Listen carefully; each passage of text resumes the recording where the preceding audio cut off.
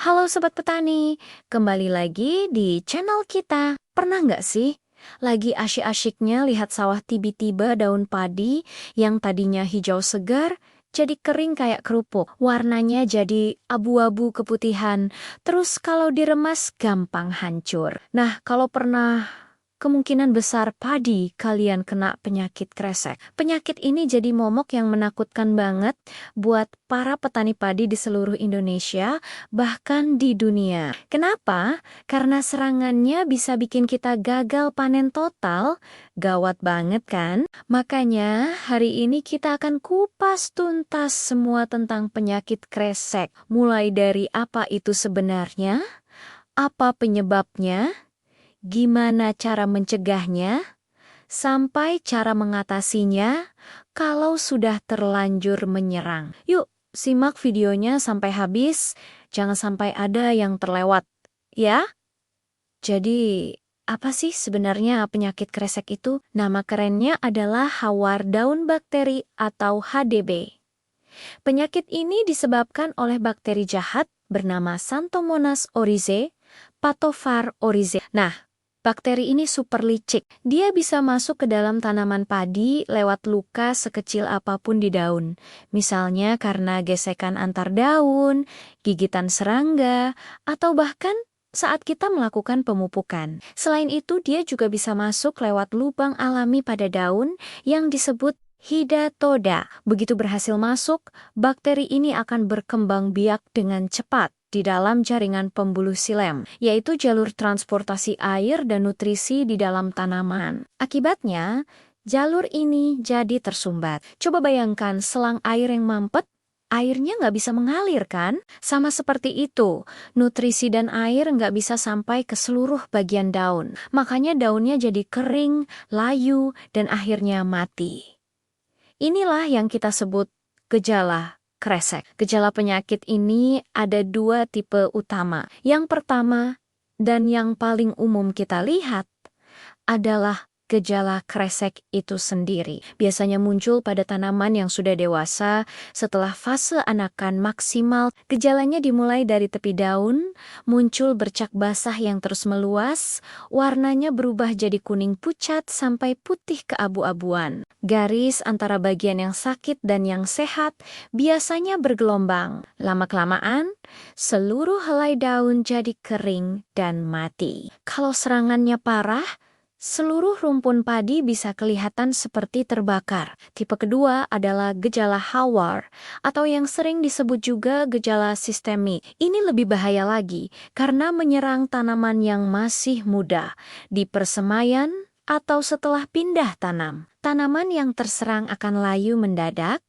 daunnya menggulung, dan warnanya berubah jadi hijau keabu-abuan. Kalau kita cabut dan potong bagian pangkal batangnya, lalu kita pencet, akan keluar cairan kental berwarna kuning keruh. Nah, itu dia kumpulan bakteri jahatnya. Tanaman yang kena gejala ini biasanya langsung mati. Terus, kenapa ya penyakit ini bisa tiba-tiba muncul dan menyebar luas? Ada beberapa faktor yang jadi pemicu utamanya. Pertama, cuaca. Bakteri ini suka banget sama kondisi yang lembab dan hangat. Musim hujan dengan curah hujan tinggi, kelembapan di atas 70%, dan suhu antara 25-30 derajat Celcius itu surga banget buat mereka berkembang biak. Apalagi kalau ada angin kencang atau badai yang bisa bikin daun-daun padi saling bergesekan dan terluka. Wah, itu jadi pintu masuk yang lebar buat bakteri. Kedua, cara kita bertani. Penggunaan pupuk nitrogen seperti urea yang berlebihan bisa bikin tanaman jadi terlalu subur. Daunnya rimbun dan jaringannya jadi lebih lunak. Ini membuat tanaman jadi lebih rentan diserang bakteri. Jarak tanam yang terlalu rapat juga bikin kelembapan di sekitar tanaman jadi tinggi, sirkulasi udara nggak bagus, dan penyebaran penyakit dari satu tanaman ke tanaman lain jadi lebih cepat. Faktor lain yang nggak kalah penting adalah sumber penularan. Bakteri ini bisa bertahan hidup di sisa-sisa tanaman yang sakit, di rumput-rumputan atau gulma di sekitar sawah, bahkan di benih yang terinfeksi. Jadi, kalau kita nggak membersihkan sisa panen sebelumnya dengan baik atau pakai benih yang nggak sehat, kita sama saja seperti mengundang penyakit ini untuk datang lagi di musim tanam berikutnya. Air irigasi juga bisa jadi media penularan. Kalau air yang mengalir ke sawah kita sudah terkontaminasi bakteri dari sawah lain yang terinfeksi, ya sudah, penyakitnya bisa menyebar dengan sangat cepat ke seluruh petakan sawah kita. Makanya, pengelolaan air dan kebersihan lingkungan sawah itu penting banget. Nah, setelah tahu penyebab dan cara penyebarannya, sekarang kita bahas bagian yang paling penting. Gimana cara mencegahnya? Ingat, mencegah selalu lebih baik daripada mengobati. Pertama, dan ini yang paling fundamental, adalah pemilihan varietas padi yang tahan. Sekarang sudah banyak kok varietas unggul yang dirilis oleh pemerintah, seperti Inpari, Ciherang, atau Mekongga yang punya ketahanan cukup baik terhadap penyakit kresek. Coba deh konsultasi dengan penyuluh pertanian setempat untuk tahu varietas apa yang paling cocok dan tahan di daerah kalian. Kedua, gunakan benih yang sehat dan bersertifikat. Jangan pernah pakai benih dari tanaman yang di musim sebelumnya sudah pernah kena kresek. Kalau ragu, kita bisa melakukan perlakuan benih sebelum tanam. Misalnya dengan merendam benih dalam larutan bakterisida sesuai anjuran. Selanjutnya, atur cara budidaya kita. Lakukan pemupukan yang berimbang. Jangan cuma fokus ke nitrogen. Gunakan juga pupuk fosfor dan kalium yang cukup. Kalium atau pupuk KCl itu penting banget untuk memperkuat dinding sel tanaman, jadi nggak gampang ditembus bakteri. Atur jarak tanam, jangan terlalu rapat. Sistem tanam jajar legowo bisa jadi pilihan yang bagus untuk memperbaiki sirkulasi udara dan mengurangi kelembapan. Selain itu, jaga kebersihan sawah. Bersihkan sisa jerami dan gulma setelah panen. Jangan dibiarkan menumpuk di sawah karena bisa jadi sarang penyakit. Pengelolaan air juga krusial. Kalau bisa, lakukan pengeringan sawah secara berkala atau intermittent. Ini bisa menekan perkembangan bakteri yang suka kondisi basah terus-menerus. Tapi gimana kalau penyakitnya sudah terlanjur menyerang? Jangan panik dulu. Kalau serangan masih di tahap awal dan belum parah, ada beberapa langkah yang bisa kita lakukan. Segera kurangi genangan air di sawah atau lakukan pengeringan sementara. Ini untuk menghambat penyebaran bakteri lewat air.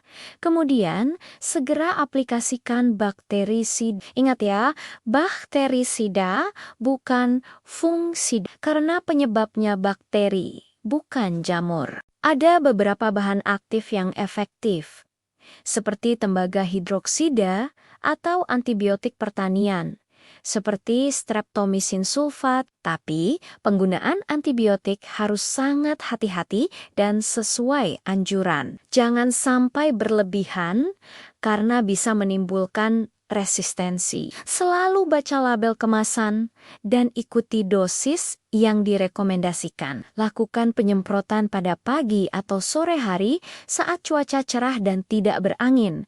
Dan pastikan seluruh bagian tanaman tersemprot merata. Untuk solusi yang lebih ramah lingkungan, kita juga bisa mencoba agens hayati. Misalnya, memanfaatkan bakteri baik seperti Corynebacterium atau Pseudomonas fluorescens. Bakteri baik ini bisa bersaing dengan bakteri jahat penyebab kresek, sehingga pertumbuhannya jadi terhambat. Biasanya, produk agens hayati ini sudah banyak dijual di toko-toko pertanian. Cara ini lebih aman untuk lingkungan dan tidak meninggalkan residu kimia berbahaya. Selain itu, perkuat tanaman dengan memberikan nutrisi tambahan, seperti pupuk yang mengandung silika. Silika bisa membantu mengeraskan jaringan tanaman, sehingga lebih tahan terhadap serangan fisik dan patogen. Penting untuk diingat, pengendalian penyakit kresek ini nggak bisa dilakukan sendirian. Harus dilakukan secara serentak dan bersama-sama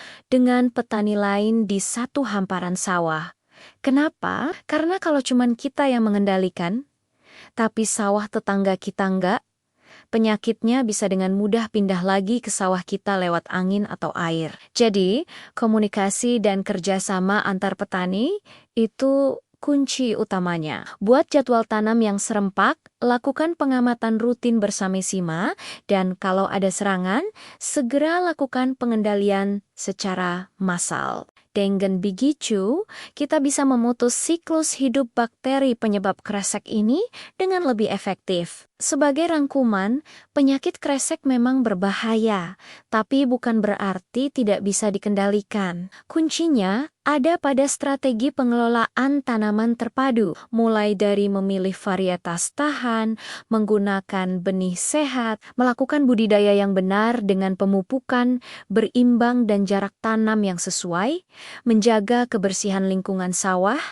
hingga melakukan pengendalian yang tepat dan cepat saat serangan muncul. Jangan lupa, kerjasama antar petani adalah kekuatan terbesar kita dalam menghadapi hama dan penyakit. Dengan pengetahuan yang benar dan aksi yang tepat, kita pasti bisa melindungi padi kita dari serangan penyakit kresek dan meraih panen yang melimpah. Semoga informasi ini bermanfaat ya Sobat Petani. Jangan ragu untuk berbagi pengalaman kalian di kolom komentar di bawah. Mungkin ada tips jitu lain yang kalian punya untuk mengatasi penyakit kresek ini. Mari kita saling belajar dan saling mendukung. Terima kasih sudah menonton sampai akhir. Jangan lupa like, share, dan subscribe channel ini agar tidak ketinggalan video-video edukatif seputar pertanian lainnya. Sampai jumpa di video berikutnya. Salam petani, sukses!